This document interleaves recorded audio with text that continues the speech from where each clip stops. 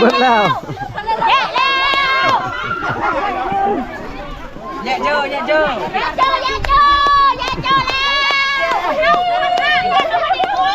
้ว สาวๆมันกำลังชี้แจกขนมให้เด็กน้อยพี่น้องเว้ยกำลังชี้แจกขนมให้เด็กน้อยพี่น้อง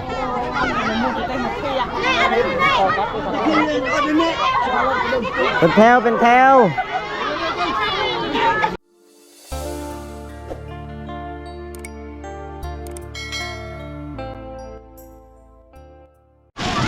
ตอนนี้สาวๆเพิ่นสิแจกขนมให้เด็กน้อยพี่น้องตอนหลังจากเป็นหมอบเสื้อผ้าข้าวสารอาหารแห้งเรียบร้อยเนาะแต่สาวๆเพิ่นสิแจกขนมให้เด็กน้อยอยู่ในหมู่บ้านเนาะเราเลยมึงยกปีไปแบบนี้คนมาช่วยแล้วเป็นไงตอนนี้กำลังสีแจกขนมอีกนะแบ่งปันความสุขให้เด็กน้อยในชนบททุกคนเลยเนาะ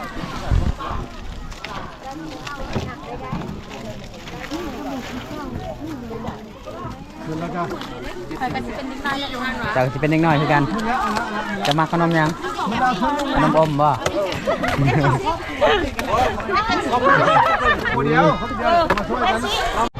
สาวๆมันกำลังสีแจกขนมให้เด็กน้อยพี่น้องเว้ยกำลังสีแจกขนมให้เด็กน้อยพี่น้อง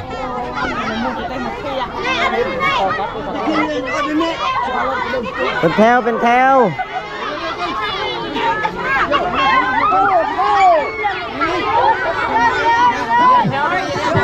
เลื่อนแถวเลื่อนแถว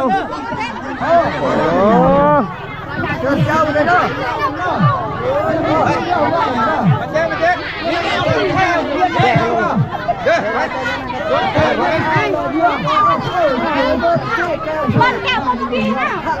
พวกหนึ่งบ่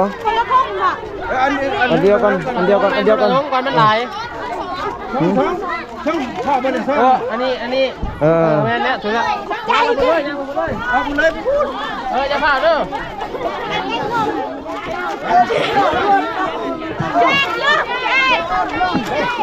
ใจเด้อ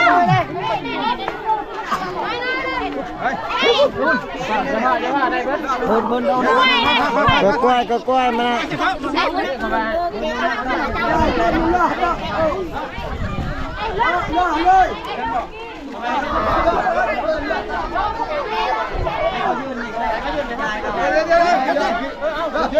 ให้เขายืนแล้วไปจ่ายเอาไปในครัวเลยให้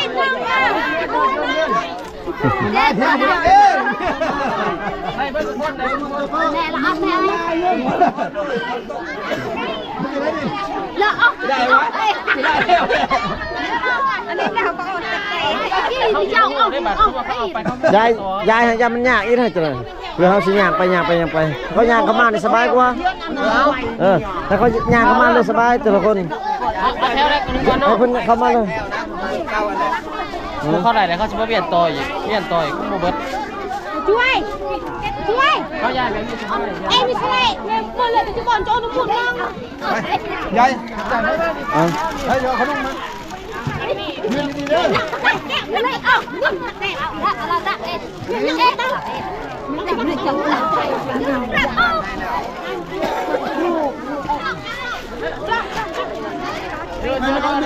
เจ้าคุณอันนี้มา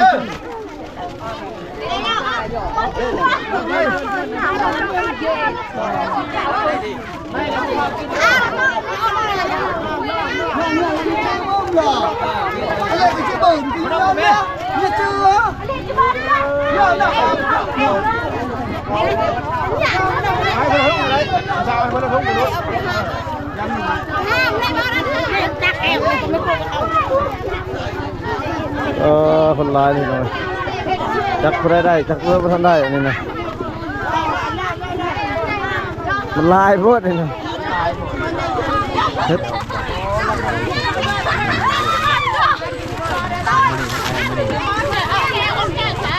จะกลับอ่ะนี่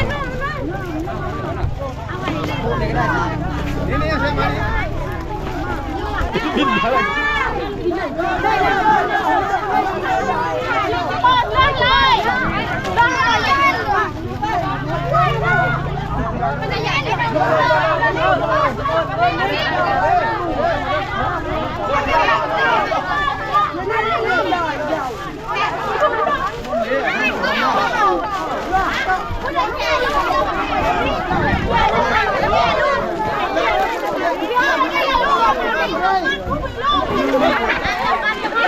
นี่เป็นผู้สาวนี่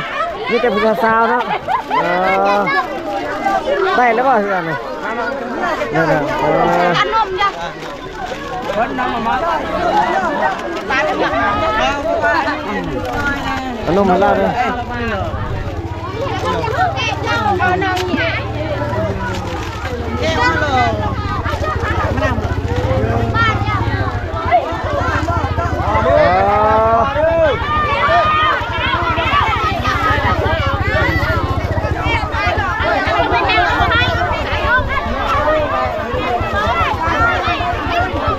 ได้แล้วออกเด้อได้แล้วออกเด้อน้าเบิร์ดกิโจ้น้าเบิร์ดกิโจ้ตายบุกเขาเลยโอ้โหจิตเลือกอะไรบุกเลยปานทำตายแล้วยังเนาะ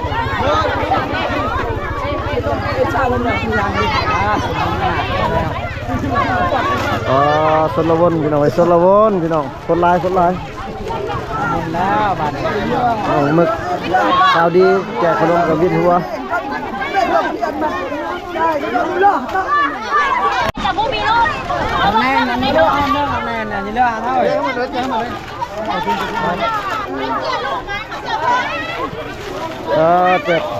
แจกขนมแจกเครื่องบัดนี้เดี๋ยวเลยมาทางไหนตอนนี้มันแจกเครื่องเนาะนี่มันแจกเครื่องให้ผู้ที่มีลูกที่มีลูกเออมีลูกเราให้อันนี้มันแจกเครื่องให้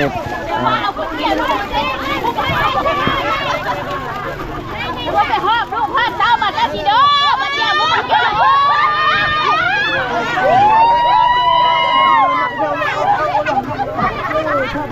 อันนี้มันแจกเครื่อง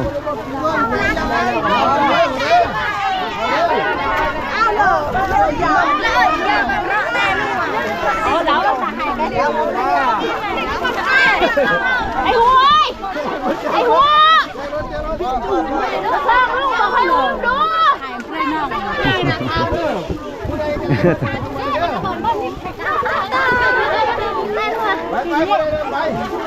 ตอนนี้มันแจกขนมตอนนี้เนาะโอ้แจกขนมคือสิเรียบร้อยแล้วประจักษ์ยังอยู่ยังกลับมาอีกเลยเป็นหัวแล้วแบบนี้นะคือว่ากลับมาอีกผู้ใดร้ายเถื่อนกันร้ายเลยไล่แล้วตัดดิบอกเขาผู้ใดได้แล้วกลับผู้ใดได้แล้วบอกให้ออกมานึงมาแน่เลยพ่อจะเองจะได้พ่อเลยเอาไปลองดูจ้ะมาแล้วยศพอแล้วผู้ใดได้เนี่ยเขาได้แล้วนะผู้ใดแล้วได้พอได้แล้วนี่ได้นะเขาได้แล้วเขามาเอาอีกฮะเขาได้แล้วนะโอ้ยตัวนั้นยังอยู่เลยนะเอาขนม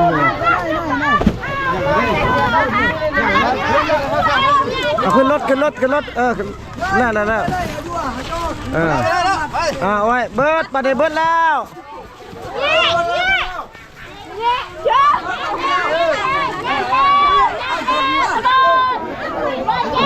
สโลนไปเลยสิลงได้ยังโอ้ว่าเป็นหัวผู้ใดแล้วก็ยังแลดมาอยู่เนาะเป็นแจกเรียบร้อยเลยพี่น้องยังลายอยู่เปลี่ยนกันเนาะ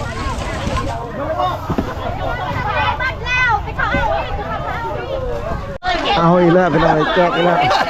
แจกรอบ2อีกแล้วไม่แหละมันเบิร์ดแล้วเสื่อมตะเบิร์ดแล้วถ้ามาเอาไปจ่ายยี่ห้อจังเอาบ้ามาเลยผู้ใดได้แล้วออกไปผู้ใดได้แล้วออกไป เร็วเอาแบบนี้ นี่เรื่องอะไร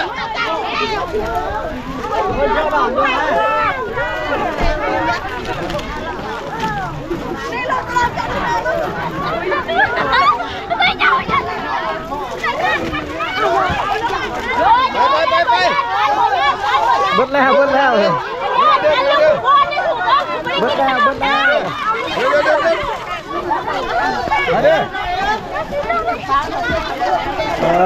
อ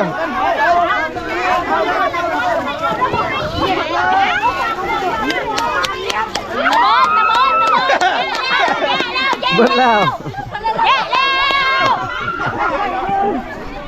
อย่าเจอ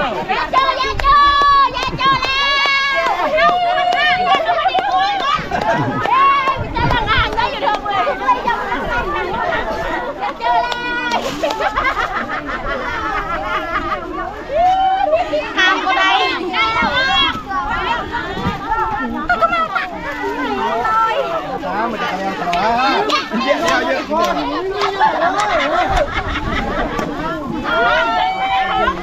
ใหญ่เขาหมดช้าเราบ้าเลยนะ เบิดแล้วอย่าเอ้ยเบิดแล้วเนี่ยเจอบ่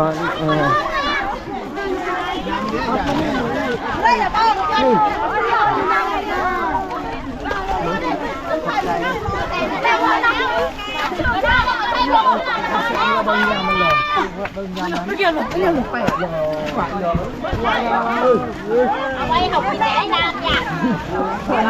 นี่นะมาเจ๊ โบราณจ้าจะต้องเดียวเลย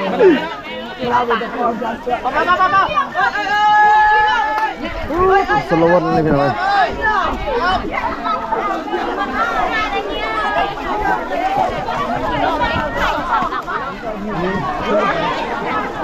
มาแล้ว พี่น้องการแจกขนมแล้วก็แจกเครื่องก็สำเร็จเสร็จสิ้นพี่น้อง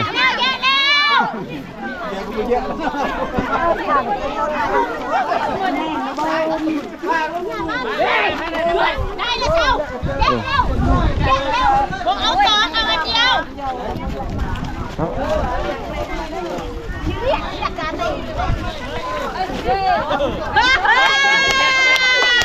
เบิดแล้ว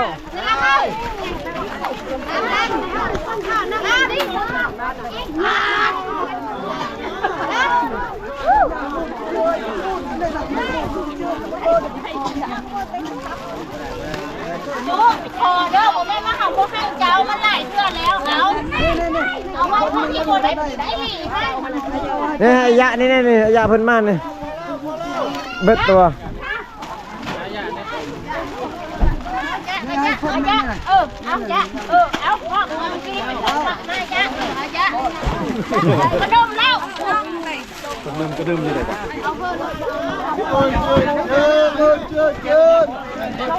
เรียบร้อยพี่น้องเอ้ยผมเบิดเรียบร้อย3-4 คันเบิดพี่น้องเอ้ย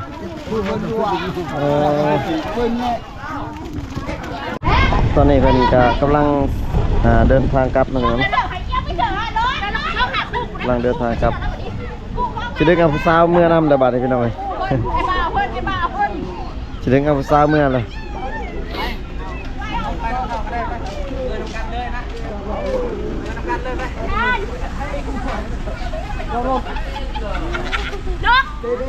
งานจะไป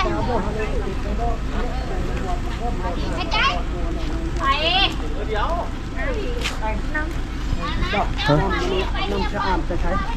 น้ำยืนอันนี้แหละจากเพิ่นอันนั้นบอกนะก็ถือว่าหลังจากเพิ่นตั้งทีมงานเพิ่นเนาะแจกขนมเหลือเสื้อผ้าข้าวสารอาหารแห้งให้พ่อแม่ประชาชนเรียบร้อยพี่น้องเอ้ยเนาะกับเบาไทยกับสิขออนุญาตปิดคลิปไว้เพียงเท่านี้ก่อนพี่น้องเอ้ยเจอกันคลิปหน้าเด้อพ่อแม่พี่น้องเนาะขอบคุณขอบใจ FC ที่เข้ามาติดตามรับชมคลิปแต่ต้นจนจบพี่น้องอยู่ดีมีแฮงเบิดสุขสุขพี่น้องเฮงรวยๆสบายพี่น้อง